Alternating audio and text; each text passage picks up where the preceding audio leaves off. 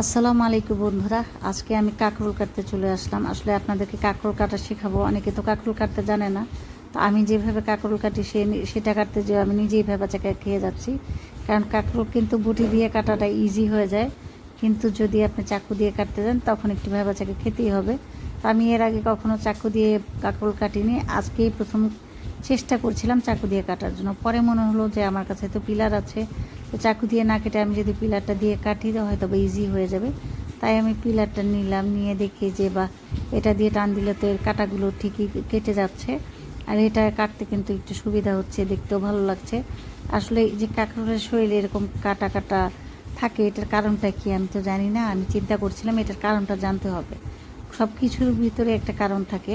যেমন গোলাপে কাটা থাকে হচ্ছে গোলাপটা যেন কেউ সহজে ছিঁড়ে না নিয়ে যেতে পারে, গোলাপের সৌন্দর্যটা বজায় রাখার জন্য কাটা দেয়।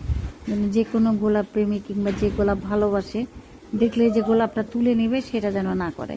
তো কাঁকরোলটা এমন জিনিস না যে এটা সৌন্দর্য মানে বজায় রাখার জন্য এরকম কাটা কাটা রেখে দিয়েছে, আমার তো মনে হয় না সে এরকম কিছু। তো এরকম সবজি, কিন্তু সবজি দেখতে সবই সুন্দর, কারণ সবুজের দিকে তাকালে কিন্তু মন ভরে যায়। সবুজ প্রকৃতি, সবুজ গাছপালা, সবুজ শাকসবজি সব কিছুই কিন্তু মন ভরে।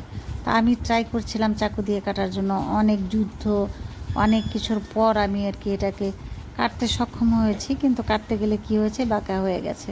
তো এই হচ্ছে আমার কাটার কৌশল। তো আমার এই পদ্ধতিতে কাটলে আপনারাও ভয় পাবেন, আপনারা কখনো আমার পদ্ধতিতে কাটতে যাবেন না, আপনারা চেষ্টা করবেন আপনাদের নিজের পদ্ধতিতে কাটার জন্য। আমি আসলে নিজেই পারছিলাম না চাকু দিয়ে কাটার জন্য, তারপরে দেখেন কাঁকড়া বাঁকড়া বেঁকা তেরা করে আমি কাঁকরোল কাটছি। তো এটা আমার গুণের আর একটা বহিঃপ্রকাশ। তো এত গুণ দেখাতে যেয়ে নিজে কিন্তু একটু ইয়েতে পড়ছিলাম যে হায় আমি এত গুণ দেখাতে যাচ্ছি চাকু দিয়ে, কিন্তু আমি নিজে পারছি না এটাকে কাটতে। যাই হোক, আস্তে আস্তে আমি কেটে নিচ্ছি আর আপনাদের সাথে গল্প করছি। আসলে আমার একটা লং ভিডিও দরকার, লং ভিডিওর জন্য কিন্তু আমি কাঁকরোলটা কাটছিলাম আর আপনাদের সাথে গল্প করছিলাম। তো আমার এই কাঁকরোল কাটা কে কে কীভাবে কাটেন, কে বটি দিয়ে কাটেন, কে চাকু দিয়ে কাটেন, কে মানে পিলার দিয়ে কাটেন জানাবেন। আর আমার এই ভিডিওটা যদি আপনাদের ভালো লেগে থাকে, লাইক কমেন্ট শেয়ার করে অবশ্যই পাশে থাকবেন।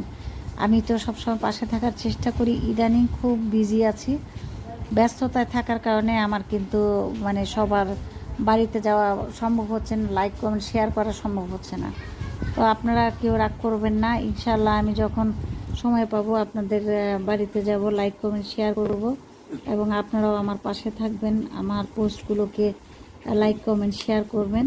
তা আজকের মতো বিদায় নিতে চাচ্ছি। সবাই ভালো থাকবেন, সুস্থ থাকবেন। খোদা হাফেজ।